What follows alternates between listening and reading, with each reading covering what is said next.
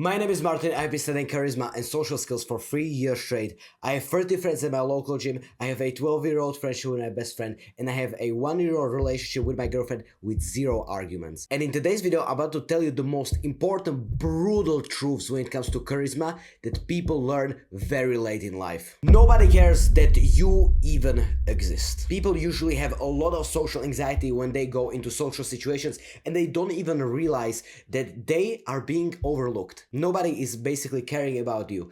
They will only care about you if you will make them feel good. If you are, for example, in the gym and you're just minding your own business, guess what will happen? Everyone is minding their own business also. The time that you have been really awkward, that you stumbled over your words, where you had a lot of social anxiety. We all remember those moments. Those moments when we fumbled next to the people around us. But if I were to ask you, come back to one of your classmates in your school, and now suddenly start thinking, what was one of the moments that this person was really awkward and really uncharismatic? I cannot think of one. And neither can you. Because when people just say something negative to you or they just judge you, after they have judged you, they are just moving on with their lives and they're now thinking, should I buy the ice cream with the vanilla flavor or should I buy the chocolate flavor? They are immediately thinking that because they do not care about you. But what is the moral of this advice? We can abuse this. And the way how we leverage this is by making an impact. People usually don't care about some random person on the street, but who they really care about is a person that is gonna make them feel absolutely amazing. And this person will be, in this case, you. Would you remember some random person in the class that you don't even care about? No, but if a friend will make you feel good, will listen to your ideas, give you compliments, suddenly we are talking, suddenly you feel a much better connection towards this person. And that's only if you make an impact. And now you know the wisdom, but what about the implementation? The implementation of this is by you talking to the next person and using active listening. And I know you have probably heard this advice millions of times, but I'm gonna make it even more special for you. Once you will meet a person, you will start with a compliment. You will start by telling them something that you like about them. It could be maybe their hair, maybe their nice suit they have on, or maybe you like their muscles they are carrying around. Whatever it is, you will give them a compliment on that specific thing. The key to this is to not make a lot of compliments at once. Because if we make a lot of compliments, something very bad is gonna happen. And that is the people around us are gonna perceive us as really needy. Imagine if I came up to you and I started speaking, oh, I really like your suit, bro, I really like your hairstyle, I really like your shoes, I really like your muscles. Suddenly that looks really needy. We avoid this by focusing on maximum of 2 things that we like about the other person. Maximum. And even the most effective strategy is to just focus on one thing. The less, the better. Focus on their hair. And when you're gonna see a person, tell them, whoa, I really like your hair right there. If you say it like that, that doesn't put pressure onto the other person. Because if you ask someone randomly a question, that puts a lot of pressure onto the person. And then people will feel a little bit awkward. I'm not saying it's bad to ask a question, but it's what the 99% of people would do in that situation. What the 1% would do is that they will say a compliment. But after the compliment, you can start the conversation from there. And after the compliment is done, your next words in the conversation are not gonna be about you, are gonna be about them. How is their day going? That is really basic, for example. But if you want to go that step deeper, you can ask them, listen, what has been your greatest fear?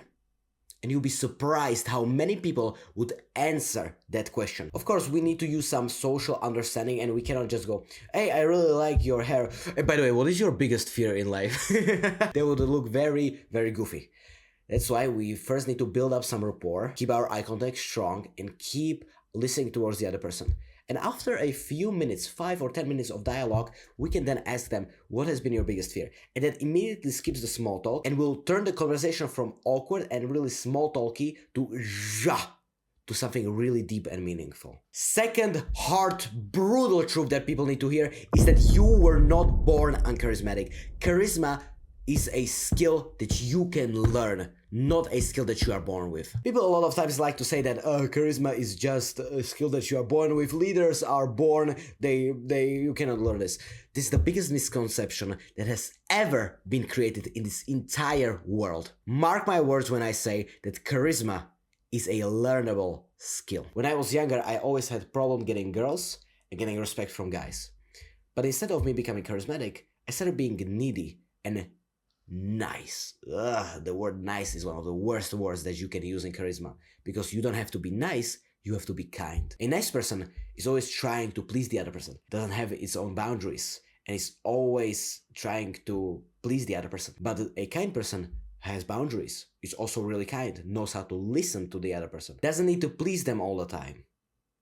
And that's the difference between a kind person and a nice person. And after 3 years of me learning charisma and social skills, I realized that I have become a completely new human being. I'm no longer this person who is awkward or not respected by other people around me. Men have not disrespected me in such a long time, and girls, they absolutely love me. 3 of my girls in my class said that I was the most charismatic person in the entire school. But now that we know that charisma is a learnable skill, how exactly can you learn charisma? And I would like to give you some sort of trick and tip, some strategy, some mindset, but charisma is a combination of skills. And to be honest, I'm never gonna lie to you on this channel and say that these top 5 tricks and tips will make you become the best charisma person ever, because that's just not true. The only thing that you need to know about charisma is that it is a collection of skills that needs to be learned. Good eye contact, body language, storytelling, speaking, listening. Those are just 5. There are so many of them. And if you become a person that will truly lock onto this path, you will become so different in such a good way that people will not even recognize you, how much you have changed, because you will become the most charismatic person, the person that everyone will literally want to talk to, because you will know how to make people feel absolutely awesome about them. And not in this needy, stupid way, but in this very kind and wholesome way. But there is no implementation to this. This is only about the truth. Nothing else. Me and millions, Vin Jiang, Charisma on Command, Josh Otsuya, all of these people have started horribly bad. They were all awkward, antisocial, and absolutely bad with people. But eventually, we have all achieved charisma mastery, and we realized how great the social skills are and how much they can change your life. And I just wanted to break this belief for you. Charisma is a learnable skill, a skill that will improve your entire life. Human connection is the biggest cure for depression. It is not antidepressants, it is not meditation, it is not journaling, it is none of this stupid shit. It is just human connection. If you have friends around you and if you have loyal people around you, your depression will be non-existent. If you have respect from men and if you have a lot of attention from the opposite sex, you best believe you will feel absolutely amazing 24/7. And I am a direct example that this works. This one is gonna be tough for introverts. Introversion does not mean social anxiety. When I met my girl, she was really anxious with people, and she was always blaming it that, oh, I'm an introvert. But when we got 1 year together and she got into a new school, guess what happened? She is basically now considered an extrovert. And it was never because of the introversion. It was always because of the mindset. The devil tried to manipulate you into thinking that your introversion means social anxiety. And that is one of the worst beliefs I have ever seen. Because I have studied charisma and social skills for 3 years straight, my girlfriend naturally, just by talking to me, picked up a lot of things that I am doing basically subconsciously. And now she is so charismatic and so extroverted inside her class. She even said, Martin, if you were to see me, you would not recognize me. And I believe that. Because once you spend time with a person who is extremely charismatic, knows everything about social skills, naturally, you will also become that person. And listen, if you no longer want to be this introvert with stupid beliefs, you can also become an introvert that is a master of charisma. And it doesn't matter that you are introverted. And if you want to become that, I am making free one-on-one calls when it comes to charisma. So if you have some big problem when it comes to confidence, social anxiety, social skills, leadership, whatever it might be, click the first link in the description and I will hop with you on a 30-minute one-on-one call and I will help you right there. Just click the first link in the description and I will see you there. And my girlfriend perfectly illustrates that if you are an introvert, you are charismatic. Because some introverts will find you extremely relatable. But on the other hand, if you are an extrovert, some extroverts will find you extremely relatable also. So there is no introverts are bad with people, blah, blah, blah. No, they just prefer time alone. That's it. They just love everyone loves talking to people. We cannot deny that. Everyone loves having a good deep conversation. None of us can deny that. But introverts, after a few conversations, they just lose some energy. Meanwhile, the extrovert can just keep going forever. But every single one of us loves human connection. And that is a fact that nobody can disapprove of. I don't care about any scientist, any stupid doctor saying something stupid. It worked for me. And that's why I'm sharing this advice with you, because my mental health went like this. This was me playing video games, being complete loser, after learning social skills. This is my mental health all the way up here. You cannot even see it right now. And it also happened to my girlfriend also when she started talking to me, because she naturally picked up on a lot of things, and now she's basically extremely charismatic and extremely social, even though she's an introvert. How awesome is that? So don't think that your social anxiety has anything to do with introversion. There's nothing to do with that. I'm gonna give you another example that is about break your stupid belief. My first ever client, Samuel, he is an introvert. He bought all of my courses, he bought all of them, and now he is so charismatic. He's extremely fun to be around with, and he is an introvert. So if you think that this is some stupid shit with social anxiety, you are deluding yourself into thinking that your introversion means social anxiety, because that is simply just not true. Negativity comes from negativity, and a lot of people are gonna hate me for this. A lot of people are gonna despise me for what I'm about to say in this video. Negative people spread negative energy because they cannot achieve anything themselves. Negative people are like the devil inside this world. I don't care what anyone else says. This might be a controversial opinion. If you are negative, if you scream at someone, if you have wrath problems, you are destroying the entire world. People who write negative comments on YouTube, people who don't know how to write honest and great criticism, who just want to say that a person is bad because they have done that, even though they don't know them in real life, these people are the scum of the earth. Imagine you winning inside your life. Imagine you finally getting that salary promotion, that graduation, that 100 kg bench press, whatever it might be. And this person is gonna come up to you and will say, actually you should have done this differently.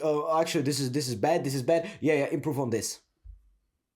You at that moment don't give a fuck about what this person is gonna say. You just want to feel good about the achievement, not about this stupid, retarded, you should have done this, blah, blah, blah. When you want to give advice to people, ask them if they want your advice. That's how I have been doing it for 3 years. If you want to give someone advice, first make sure that they want your advice. And if they never say that they want your advice, just listen to them, give them compliments, and be happy for their win. It's that simple. People who are negative, people who say negative shit to you are jealous, are stupid, and they don't deserve to say anything. I don't care, they are just rage baiting. They're making the world a worse place. I'm gonna tell you a story. One day I was in a bus, and this lady was standing next to the door that I was closing. But the bus driver, he got out of his cabin and started screaming through the entire bus to that lady that, "Why are you standing so close to that door? Get the hell out of there!" How would you perceive that person? As someone who has no emotional control, as someone very uncharismatic. Then the entire bus started talking about that lady and how she has done nothing wrong, because that's the honest truth. She was not standing that close to the door, and everyone in the bus was defending her because of this stupid negative person. And remember, if someone says something negative to you, look deeper. Try to psychoanalyze them and try to understand why do they say this. I remember once hitting 100 kg bench press, and one friend just came up to me and he said that bar is not 20 kg, it's 15 kg. When I psychoanalyzed this person, he was benching 15 less kg than me. And that's when the jealousy, that's when the envy started to kick in, and he needed to say, "Oh, you have not benched that." Because he was jealous. He was not happy for his friends' win. And you need to be careful about these people, because when you will achieve something important in your life, when you will get that salary boost, when you will hit the 100 kg bench press, when you will be married, whatever it might be, whatever huge win you can think about, these people are like leeches. And these leeches will lose their mask. Their mask will crumble when you will get a huge win. This is exactly how you can know if a person is toxic and he is a fake friend. Because if you get a win, they will not be able to hold their mask together, and they will try to envy you, they will try to dethrone you, they will try to say you have done this wrong, but in fact you have done everything right because you have achieved that win, and I am happy for you. And no matter what any of these negative fuckers will say, people who are happy for you are your true friends. Just yesterday I have closed a deal for $100 and my best friends all said you have done amazing. And you know what I'm gonna do today? I'm gonna say that win to some of my friends in the gym and see how they will react. See if I catch some person saying that, oh, actually, dude, you, and start complaining about it. And to catch someone doing that. And that's when I will know that this person is not worth speaking to. Before I go to another point, I want to tell you another story. I have these very short guys in the gym. Because, you know, there are a few short people in this world. And one is right here. This is the blonde guy. And this is the dark-haired motherfucker. The blonde guy is always extremely charismatic. He's always smiling and his vibe is super good. This is the blonde guy. But the dark-haired guy, he's very awkward. He's really antisocial. He doesn't know how to hold eye contact properly. And guess which one of these people do I like the most? 100%. 120% this man. Every single time. This guy is my favorite person in the entire gym. I have such great conversations with him, and that just shows that your height is no problem in this world if you will become charismatic. Your charisma will make people love you even though you are small. But this person said, oh, I am small. Shut the fuck up. These stupid people say, oh, I am small now. I have lost every single girl. Now men don't respect me. If you just become charismatic, doesn't matter how tall or short you are. There is another belief that we need to destroy here. This is a direct example that these two guys are the exact same height. They're super short. But one has immensely great charisma, and second of all, he's just an awkward loser. And that's why charisma can richly make even the most lost situations brighter and even more beautiful. Arrogance and the identity change are the most powerful ones. The reason why the communication and the charisma experts are extremely charismatic is because they believe they're extremely charismatic. If I say that I am the best speaker in the entire world, I will naturally speak much more clearly and with a much better tonality, melody, pitch, volume, pauses, everything. Because suddenly, now my brain believes it. And what the modern world will try to tell you is that you should not be arrogant and you are good how you are. The time when you will listen to that advice is the exact time that you will lose. The winners, the people who are good in charisma and social skills, are arrogant because we all believe that we are the most charismatic person in the entire world. And that might sound extremely arrogant to some people, but people who have double-digit IQ will understand that this is actually very powerful because you are basically manipulating yourself into believing that you are good. Listen, two huge disclaimers when I say this advice. First is that you cannot become arrogant in the social situations. This mindset needs to only stay in your mind because nobody else has to know about this. Because that's when you will become extremely arrogant and nobody will like you. You will say that I'm extremely charismatic, I'm the most charismatic person ever, and then you will go into social situations and suddenly your listening ability has improved by 10, 20 times because you have just said this in your brain before you have went into a social situation. And the second thing, you need to remain a student because once a pride got to me when I was probably 2.5 years into my charisma learning. And I thought, oh, I'm the best, I don't need to learn anything. And that's when I became stagnant. So don't make the same mistake as I am. You also need to think that you have come so far, you are on the right path, you are so good, but also, oh, I see this person made a new video about charisma. Okay, I think I can learn from him. That's how you will become in the top 0.001% in people in charisma. Half of your brain needs to believe that you are actually the best, but the second half needs to believe that you still have a lot to learn. The student mindset with the master mindset combined. Social hierarchies exist. People who say different are losers. We all judge the book by its cover, and you will never ever ever make the entire world not to judge the book by its cover. And this is how we can take advantage of this. If you see a person like this, I'm gonna put a screenshot onto the screen. This person has a really bad body posture. And guess what? This person is going into my gym. And would you think that this person is some credible authority? Probably no. Because how they carry their own body. And I like to call this the social value. Imagine everyone has a number above their head. The bigger the number, the more charismatic and the more respect they will get. For example, that person with the hunchback is probably like, how much? 10 social value, maybe 5 points maybe? Someone, Mike Tyson, how much social value does you think he has? In the thousands, in millions, because he achieved a lot. He carries himself with a great body posture. He achieved so many good things. He has a strong eye contact. So by you learning body language, eye contact, and having great achievements in your life, people naturally perceive you as a much higher quality as a person. And that is a brutal truth that people don't want to hear. These LGBTQ losers, these people online, they don't want to hear this shit. But it's the honest truth. People are judging you every single day. Like I said at the first principle, they don't really care.